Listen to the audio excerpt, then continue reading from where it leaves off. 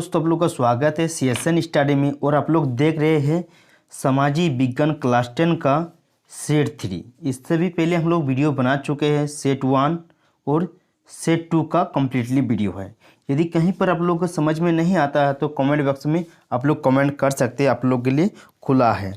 तो चलिए आज हम लोग जानते हैं कि सबसे पहला क्वेश्चन क्या है कि सेट 3 में सामाजिक विज्ञान का, सोशल साइंस का, इसमें 40 क्वेश्चन है। इसमें भी उसी तरह का 40 अंक है मिलेगा आप लोग को। इसी तरह का क्वेश्चन आएगा। यदि 5 सेट आप लोग पढ़ लेते हैं तो 70% से ज़्यादा आपका नंबर आ जाएगा। चलिए जानते हैं पहला क्वेश्चन क्या है। उसी तरह लिखा है कि 40 प्रश्न है, 40 प्रश्न के उत्तर 1 नंबर करके मिलेगा, 1 अंक करके। तो चलिए जानते हैं पहला क्वेश्चन क्या है आपका कि फ्रांस की क्रांति कब हुई। फ्रांस की क्रांति कब हुई थी? तो इसका आंसर हो जाएगा 14 जुलाई 1789 में। मतलब क नंबर इसका आंसर होगा। ठीक, क नंबर इसका आंसर होगा, 1 का क। दूसरा नंबर चलिए देखते हैं कि फ्रांस की क्रांति का अग्रदूत किसे कहा जाता है। तो अग्रदूत किसे कहा जाता है? तो इसका आंसर होगा रूसो को। ठीक, रूसो। नंबर 2 इसका, 2 का ख नंबर इसका सही होगा। तीसरा नंबर देखिए, बिस्मार्क जर्मनी का चांसलर कब बना। तो बिस्मार्क जर्मनी का चांसलर कब बना था? 3 नंबर का हो जाएगा 1871। ठीक, इसका आंसर होगा घ नंबर। चौथा नंबर देखिए, पहले तुम मनुष्य हो उसके बाद किसी देश के नागरिक या अन्य कुछ या कथन किसका है। तो 4 का हो जाएगा आपका, 4 का ग, रूसो। ठीक, ग नंबर इसका आंसर होगा। उसके बाद 5 नंबर में देखिए, विश्वकोश नामक ग्रंथ की रचना किसने की। तो विश्वकोश नामक ग्रंथ की रचना किसने की थी? 5 का हो जाएगा ग, दिद्रो। किसने किया था? दिद्रो ने। उसके बाद देखिए, discovery of India, discovery of India नामक पुस्तक के लेखक कौन है। तो इसका हो जाएगा क का 6 नंबर का हो जाएगा ख। ठीक, 6 नंबर का ख, पंडित जवाहरलाल नेहरू। ठीक, 7 नंबर में क्या क्वेश्चन है, यदि यह किसका कथन है, तुम मुझे खून दो मैं तुम्हें आज़ादी दूंगा। ये तो जानते ही है, इसको आप लोग कमेंट बॉक्स में कमेंट कर दीजिएगा। ठीक, तुम मुझे खून दो मैं तुम्हें आज़ादी दूंगा, इसका 7 नंबर का क्वेश्चन आप लोग जो है कमेंट बॉक्स में कमेंट कर दीजिएगा, इसका आंसर 2। ठीक, 7 नंबर नहीं बता रहे हैं। उसके बाद देखिए 8 नंबर क्या है, बंगाल का विभाजन कब हुआ था। बंगाल का विभाजन कब हुआ था? नंबर 8 हो जाएगा इसका ग नंबर इसका आंसर होगा। ठीक, 1905 ईस्वी में बंगाल का विभाजन कब हुआ था? 1905 ईस्वी में। उसके बाद संताल विद्रोह के नेता कौन थे। तो संताल विद्रोह झारखंड से क्वेश्चन है। तो 9 का हो जाएगा आपका घ, सिद्धू और कानू था। ठीक, सिद्धू और कानू, घ नंबर इसका आंसर होगा। 10 नंबर में देखिए, खिलाफत आंदोलन के प्रमुख नेता कौन थे। तो खिलाफत आंदोलन के प्रमुख नेता कौन थे? तो इसका हो जाएगा आपका मौलाना मोहम्मद अली और मौलाना शौकत अली। ठीक, 10 का हो जाएगा ख, मौलाना मोहम्मद अली और मौलाना शौकत अली। ठीक, ख नंबर इसका आंसर होगा। उसके बाद देखिए कि हमारे पर्यावरण में उपलब्ध प्रत्येक वस्तु जो हमारी आवश्यकताओं को पूरा करने में प्रयुक्त की जा सकती है और जिसको बनाने के लिए प्रौद्योगिकी उपलब्ध है, जो आर्थिक रूप से संभाव्य और सांस्कृतिक रूप से मान्य है, उसे क्या कहते हैं। तो इसका 11 का हो जाएगा संसाधन कहते हैं इसको। ठीक, क्या कहते हैं इसको? संसाधन कहते हैं। 11 का ख। 12 नंबर में देखिए, भूमि निम्नीकरण में निम्नलिखित में से किनकी भूमिका नहीं है। वनों को काटना, अति पशुचारण, खनन, मधुमक्खी पालन। तो यहाँ पर ये तो हो जाएगा, ये तो भूमि निम्नीकरण नहीं है बोला गया है ना, तो नहीं होगा। मधुमक्खी पालन से भूमि का निम्नीकरण नहीं होगा। तो मधुमक्खी, घ नंबर 12 का घ होगा इसका आंसर। उसके बाद 13 नंबर देखते हैं हम लोग, भारत के कुल क्षेत्रफल का कितना प्रतिशत भाग मैदानों के रूप में पाया जाता है। तो 13 का हो जाएगा आपका ग मतलब 43%, 43%। ठीक, 43%, 13 का ग। 14 नंबर में देखिए क्या है, लोहे अयस्क किस प्रकार का संसाधन है। तो लोहे अयस्क किस प्रकार का संशोधन है? 14 का हो जाएगा अनवीकरणीय संशोधन, ठीक, अनवीकरणीय योग्य, ठीक। अब उसके बाद देखिए 15 नंबर में क्वेश्चन क्या है, गुलाबी सिर वाली बतख किन जातियों में शामिल है? तो गुलाबी सिर वाली तो लुप्त हो गया ना, लुप्त जातियों में शामिल है। 15 का घ। उसके बाद देखिए 16 नंबर देखिए, भारत में जैव विविधता को कम करने वाले कारक कौन है? तो 16 का हो जाएगा कि जैव विविधता को कम करने वाला कौन है? यहाँ पर ऑप्शन में है वन्य जीव का विनाश, वन्य जीव का मारना या शिकार करना, पर्यावरण प्रदूषण एवं दावानल, उपरोक्त सभी। इसका 16 का हो जाएगा आंसर नंबर घ नंबर, उपरोक्त सभी, ठीक, घ नंबर इसका आंसर होगा। चिपको आंदोलन किससे संबंधित है? चिपको आंदोलन क्या? वनों की कटाई रोकने के लिए, मृदा अपरदन को रोकने के लिए, बहुउद्देशीय परियोजनाओं से कृषि उत्पादन बढ़ाने के लिए, वनों की कटाई को रोकने के लिए, ठीक, इसका आंसर होगा ख नंबर। 17 का ख। 18 नंबर में देखिए, चलिए अब 18 नंबर देखते हैं, जल की कमी के क्या कारण है? अतिशोषण, अत्यधिक प्रयोग, समाज के विभिन्न वर्गों में जल का असमान वितरण। तो इसमें क्या होगा? ये तो सभी है ना, घ नंबर इसका आंसर होगा, ठीक, इसका घ नंबर सही आंसर होगा, उपरोक्त सभी। 19 नंबर में देखिए क्या होगा, टाँका क्या होता है? टाँका मतलब क्या होता है? टाँका क्या होता है? पानी के पीने के पानी को संग्रहित करने का भूमिगत टैंक, एक प्रकार का नहर, बंगाल में मछली पालन का तालाब, इनमें से कोई नहीं। तो 19 का हो जाएगा क्या? क नंबर इसका आंसर होगा, पीने के पानी का संग्रहित करने का भूमिगत टैंक, जिसको कहते हैं हम लोग टाँका। सन 2025 तक कितने लोगों के जल की कमी झेलने की भविष्यवाणी की गई है? तो जो जल के झेलने की, जल की कमी को झेलने के लिए भविष्यवाणी की गई है कितने लोगों को? तो 20 का हो जाएगा 20 करोड़, मतलब क नंबर इसका आंसर होगा, ठीक, 20 करोड़ लोगों को जल की कमी का झेलने भविष्यवाणी की गई है। हम किस देश की प्रति व्यक्ति आय की गणना कैसे कर सकते हैं? तो 21 का हो जाएगा किसी व्यक्ति की कुल आय से या किसी देश की कुल आय का कुल जनसंख्या से भाग देकर सभी वस्तुओं और सेवाओं के कुल मूल्य से देश की कुल निर्यात से। तो 21 का हो जाएगा ख नंबर इसका आंसर होगा, ठीक, किसी देश की कुल आय को कुल जनसंख्या से भाग देकर। 22 का देखते हैं, ख नंबर 21 का हो गया।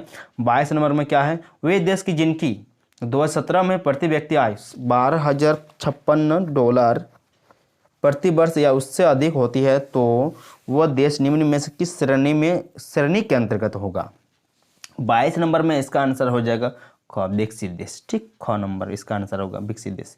23 नंबर में देखिए कि सतत विकास का उद्देश्य है, तो 23 का हो जाएगा क्या? ऑप्शन है कि क विकास केवल अपने लिए, ख विकास केवल दूसरों के लिए, ग विकास वर्तमान के लिए एवं आने वाले पीढ़ी दोनों के लिए, विकास केवल आने वाले पीढ़ी के लिए। तो इसका आंसर हो जाएगा 23 का ग नंबर इसका आंसर सही होगा, ठीक, ग नंबर इसका सही होगा, ठीक, 23 का ग। 24 नंबर में देखिए, निम्नलिखित में से किस राज्य की साक्षरता दर सबसे अधिक है? तो पंजाब, बिहार, केरल, उड़ीसा, इसमें से सबसे साक्षरता दर कौन होगा? केरल होगा ना, सबसे साक्षरता देश राज्य वाला है केरल, यहाँ पर ज़्यादा पढ़ा लिखा है। 24 का ग, ठीक। 25 नंबर में देखिए, यदि एक देश की प्रति व्यक्ति आय ₹500 है तो जनसंख्या 5000 है, तो उस देश की कुल आय निम्न में से कौन होगी, क्या होगी या कौन होगी लिख दिया है। तो कुल आय निम्न में से कौन होगी? तो यहाँ पर दिया है इतना इतना इतना इतना, तो यहाँ पर होगा 25 का कितना हो जाएगा? देखिए कितना है, 25 लाख, ठीक, 25 लाख हो जाएगा। तब कितना, 5 गो जीरो है ना, 5 गो जीरो है ना, हाँ 5 गो जीरो है, 25 लाख हो जाएगा तब, ठीक। इसका 25 क नंबर इसका आंसर होगा, 25 का क। उसके बाद देखिए 26 नंबर में, निम्न में से कौन से क्रियाकलाप द्विविधीय क्षेत्र के अंतर्गत आते हैं? तो इसका 26 का हो जाएगा ख, प्राकृतिक उत्पादों को विनिर्माण के द्वारा बदला जाता है, ठीक, आंसर होगा इसका ख।